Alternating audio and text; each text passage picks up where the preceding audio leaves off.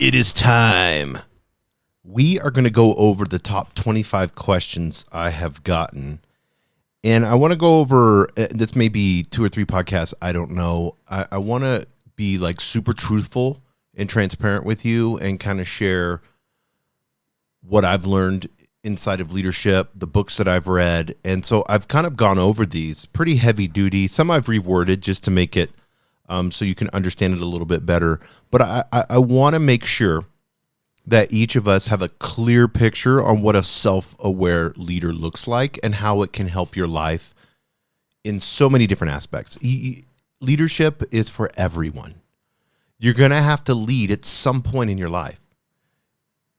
And if you really looked at your life, I guarantee you take leadership with your spouse, you take leadership with your children, you take leadership at work in multiple different times, whether it's a project or whatever. And leadership is learned. You have to learn it. It's a skill like anything else, like learning how to work out or learning how to shoot archery or whatever you do, swimming. It's all a skill. So these questions, I think, are a lot to do with the skill of leadership. But I don't want you to tune this out and think leadership is just for my boss. This is for everyone. And I think the first question is really good with that. It said, what are the key traits of an effective leader? Of course, my first one's going to be self-awareness, being able to understand who you are as a person and then how you react to those that you serve. And like I said, this could be your children. This could be, a partner. This could be, your teammates at work. How do you react when situations arise? Everything rises and falls on leadership, John Maxwell said. It's so good. So how are you going to rise and fall? How is your emotions going to be? What is your response when it's time to step up? When somebody says something that's out of line and you need to make a decision, do I say something or not? Do I pull this person aside and have a conversation with them? That's leadership. When do I discipline my children? When do I not? When do I have a conversation with my teachers? When do I not? All of these different things are so important. Maybe, I have a lot of young men that listen to this podcast. Maybe you're a teenager, maybe 18 years old, and you want to have a conversation with your parents about college, whether you want to go to college or not, and you want to be an entrepreneur. That takes leadership to have that conversation, to put their concerns and their worries and their saving up for college over your emotional whims. And what does that look like? How can you create compromises? That's all leadership. So what are the key traits of an effective leader? Self-awareness be number 1 for me. Number 2 is humility. And I'm talking humility in the sense of being humble enough to have a conversation with somebody and confronting a situation with love. So a lot of people view humility as this esoteric thing that all you do is just kind of like bow your head and you're very quiet and you don't say anything and, oh, that person's very humble. That's not what we're talking about. Jesus taught humility over and over again. We can look at him as a prime example. He went around being a leader, being a servant leader. Not once did he do that. Even when he was getting crucified and thrown on the cross, he was very outspoken and very loving all at the same time. So humility and these are learned traits, self-awareness, humility. I would think the other one is, and I've talked about this in my Marine Corps traits, is decisiveness, being able to make a decision, taking all the information in quickly, making a decision, understanding this one thing, that it's just you as a point guard initiating a play. You're throwing the ball, you're standing out of bounds, you're throwing the ball in to your guard, your small forward, whatever it may be, to start a play. That's all a decision is. We think decisions are like set in stone. No, you're going to constantly improve that decision. You're going to evolve and adapt. That's evolution, right? Evolutionary principles in making a decision. This first thing happens, it creates some resistance. Do we need to work through the resistance or do we need to pivot? Then you make that decision. Then you go on to the next. It's a bunch of micro decisions that create success and allow you to execute quickly. Okay, let's move on to number 2. How do you handle conflict in a team or an organization? This one I get all the time because people have such a hard time, especially nowadays. Everybody gets offended.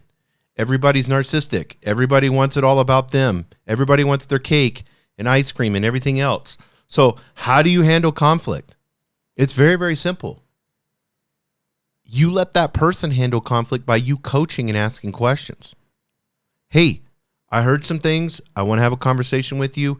You know, Susan, I'm straight up with you, and I've always been honest with you. So here's what's going on. Can you give me some information on this? I may be wrong.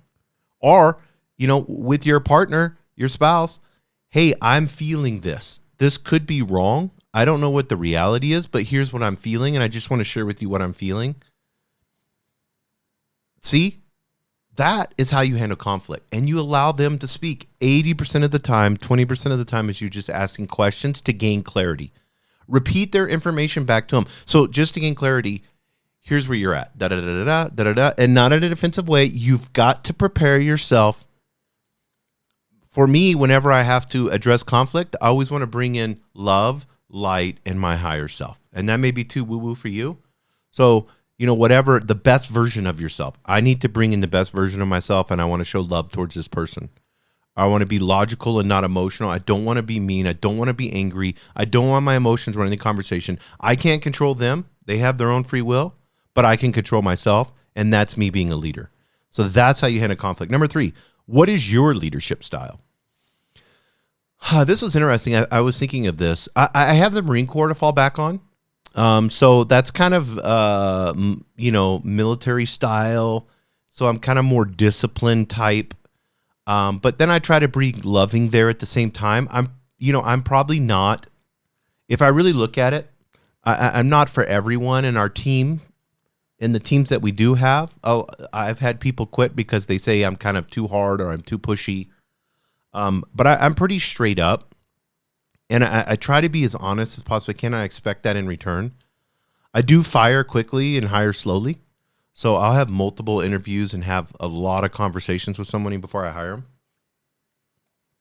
Just I kind of want to eliminate. And then if I get any fuzzy feeling or any type of off feeling, then I usually, I'm out. I also try to have lunch with them. Because if I can have a business lunch with them, if I'm serious about hiring them, I'll have a business lunch with them and see how that goes.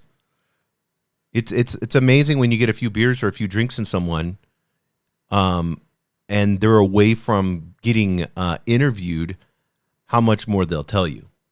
So, and I'll let them talk as much as they want. I've had meetings for 2 hours. I'll set aside that time because it's so important. My return on investment when I hire somebody, is huge. So, and then when I have to fire somebody, that return on investment, it's horrific. So my leadership style is probably kind of more military / I try to bring my spiritual principles that I have into there without trying to create too much of a bias or, to create problems, so that I try to keep them like altruistic, moralistic type principles that everybody would follow regardless.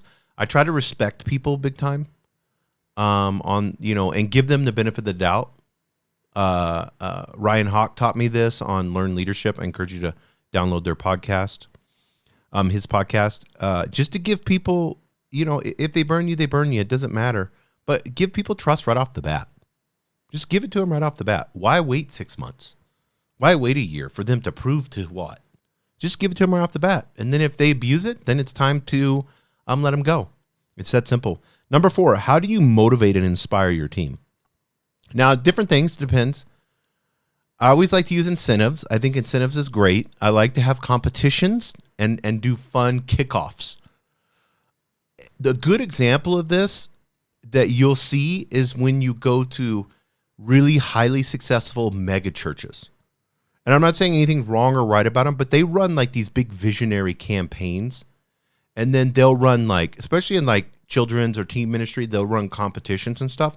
I get a lot of inspiration from that. Okay, we're going to run this quarter, and they'll do that, whether they do it monthly or whether they do it. These really successful mega churches are always throwing out vision, and they're always, having a goal to meet, an aspiration. We're going to build this, children's ministry wing. We're going to build a new school. We're going to do this. They're always and this is what I want to create in an environment at work. I want to create that there's always something super cool going on we'll have a kickoff. I'll get cake and ice cream. I'll get Chick-fil-A for lunch, whatever it may be. And we're going to have a kickoff for the quarter. And we may have, in the sales department, may have competitions. In the marketing department, we'll have everybody vote for the creative and what they want to do and which ones they want to run. We'll A/B test, of course, everything. But we'll get people voting, and then they win a prize. You'll be surprised. You'll be surprised. Let's say you spend $500 on lunch and getting some gift cards. And then everybody having a great time, you pumping it up, being in an amazing mood. You will be shocked at the ROI you get on that. If you're all thinking about money all the time, instead of, I like to create great culture. And a lot of these megachurch pastors have books. Like I said, whether you agree with them or not, they're leading an organization where they got to get volunteers that work for free, majority of them, to be able to put this on. So it's really, really hard. It's hard to be a megachurch pastor. There's a ton of pressure on you as a leader. So you're a CEO of a huge not-for-profit, basically, what's going on. So they have a lot of books out there. I encourage you to read the books. Stay away from all the bullshit, but learn the principles. A lot of them even have, Andy Stanley's a really good one. He has a leadership podcast, and you can listen to that. And he's wrote some books and stuff like that. And his church is pretty modern and pretty cool, and just a ton of leadership principles with that, and that'll help you out. How to motivate and inspire your team. These are you're going to get amazing ideas from this, for sure. Don't just have a Christmas party. Make sure you have a beginning of the Christmas party should be a lot smaller than your vision for the year, and then you break that into the quarter.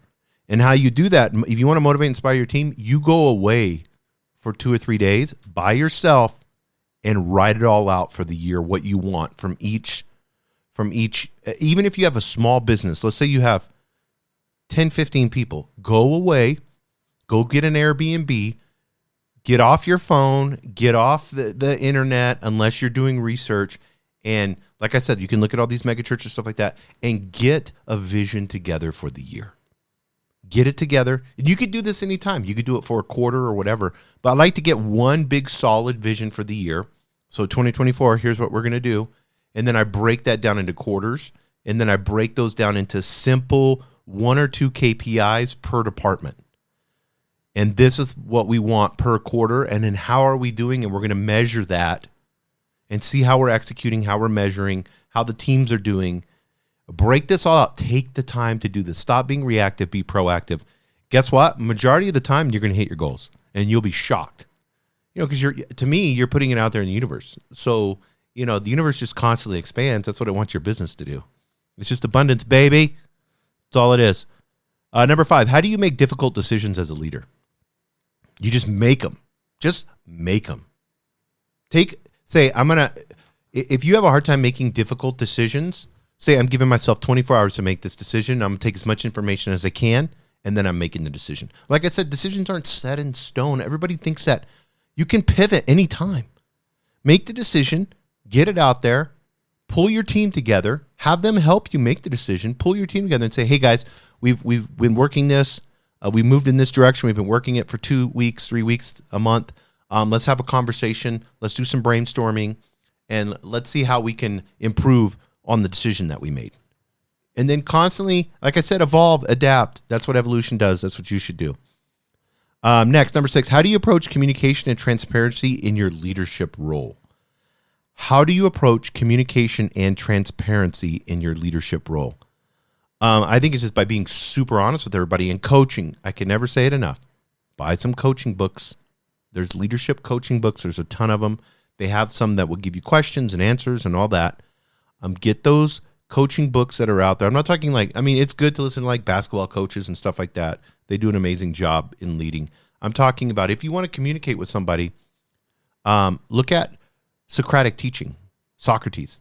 That's what he did. He engaged everyone. Our school should be doing this. There's not a syllabus with you standing up there with the PowerPoint going on and on and on. And then at the end, after 30 minutes, everybody's tuned out. You're not letting anybody on your phones. The conversation should be so engaging in a meeting that no one wants to be on their phone. If it's not that engaging, then you're not including everybody in the conversation. You need to. You need to have everybody talking and you not at all. You're the facilitator and you're writing stuff on the whiteboard. That's the best meetings to have, is having people go back and forth, say, hey, I want a contrarian view on this. You guys give me, let's steel man this now. What's the bad parts of this? And then put a big line on the whiteboard and put that. Communication, transparency. Transparency is a good thing is when you walk up to somebody and give them praise. Make sure you're doing that constantly every day. Even if it's like halfway deserved, like maybe they did a 5, go ahead and give them praise. Say, hey, I saw you did that. I know it was really difficult. I know you spent a lot of time on it. Appreciate you. Appreciate the work that you did. That's transparency, guys. It's communication. Always communicating vision. Hey, awesome job, guys. We did this for this quarter. Blah, blah, blah, blah. Communicating, this is what our year goal is. All these questions go hand in hand. It's so cool. Number 7, how do you measure success as a leader? How do you measure success as a leader? I measure it off of how happy, number 1, my employees are. Are we all loving each other because we spend a ton of time together? How are we communicating? Are we communicating honestly? Are we able to have constructive criticism and arguments and it be forward and people allowed to do that without people getting their feelings hurt? Because it's the intent behind it, right? If somebody's trying to throw somebody under the bus, okay, now I've got a problem. I've got some dysfunction there.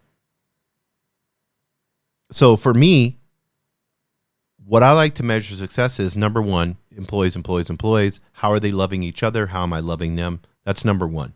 Number 2 is return on investment. Is everything I'm doing have a return on investment, or am I doing? And you need to look at this, especially in your marketing department. What are you doing? Can you see, is there KPIs and return on investment that you can see clearly? We've done this. This is what happened. It led to this, and this is how it happened. If you don't have that and you're just doing all this brand stuff with, you don't have the luxury of being a Fortune 100 company where you can just spend decades and decades of big money to get millions and millions of impressions out there and get a Super Bowl commercial and all that just for branding.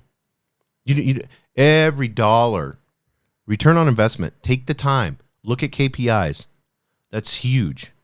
And then measure success as a leader. Number 2, am I decentralized? Am I being micromanaged? Are they interrupting me all the time in my office and asking me questions? Or are they handling things? Am I creating leaders? Is everybody being able to carry out the mission, carry out the plan of day, regardless if someone's there or not? Are people being effective? Are they executing? Are they empowered? And there's so many things to measure success as a leader, but those are the main ones. Number 8, how do you delegate responsibility effectively? How do you delegate? By giving them 100% responsibility and sometimes letting people fall on the sword. You coach them through it. They fail, you coach. They fail, you coach. They hit success. They learned. They had 2 failures, so twice they learned. And then the next time you give them another project. You don't penalize them. Give them another project. Give them a little bit more work. Oh, okay, they only failed once. Perfect. Then the project got done. Oh, okay, let me give them another one. Oh, they almost fell, but they saw it, and they were a little bit wiser, and then they did good on this one. So, delegating responsibility effectively is to delegate it quickly. And I say this, and I've told you guys this before, only work in your zone of genius. If you're not working in your zone of genius, things that make you creative, things that you love to do, delegate all the rest of it. Hire somebody, hire an assistant, hire somebody online for $10 an hour and have them do the monotonous work. Don't be sitting there doing 2 hours worth of emails every morning. You're taking your most productive time. For what reason? Half of those could have been a quick phone call. Hey, can I schedule a call with you? We'd love to talk about this in person. Or hey, can we go to lunch? Never Eat Alone. That's a great book. You should look at that one. Just delegate. Give yourself tons of time. When I'm delegating properly, my calendar's pretty clean. I don't have a ton of stuff. And the things I'm doing are in my zone of genius. Unless I absolutely have to do something like maybe I need to be on a sales call. Maybe I need to be on a brainstorming call, which brainstorming calls I love. That's my zone of genius. So I'll do those all day long. Number 9, how do you handle unperforming team members? 1, with love. 2, with discipline. 3, with respect. So if you coach in that atmosphere, if you look at them as a child And I'm not saying that like in a bad way, but how you love a child and work with them because they're your kid regardless. This is your employee. Work with them. See if they have a heart. See if because sometimes you'll work with somebody that's underperforming and you can work them through and coach them through and they'll become amazing employees and they'll be super loyal because no other boss is going to do. Most other bosses would just fire them. You see what I'm saying there? It's so important to take underperforming as an opportunity. Step in and coach. If it's really bad, bring that team leader in and this other person and show the team leader how you coach somebody that's underperforming. So beautiful to do. Find your underperformers and make them projects. Like I said, not in a bad way, but these are the people that I'm going to work on. I'm going to spend time with them. I'm going to schedule 30 minutes an hour, and we're going to do coaching sessions twice a week until I can get them to understand, one, what their job is to do. And if they're being loving back towards the company and towards you and towards the leadership and towards the team, and they're willing to make changes, then be patient. Be patient and work with them. If they're not, and you're seeing that this is just a wrong fit, let them go. Let them go. And then number 10, this will be the last one. How do you foster a positive, inclusive work environment?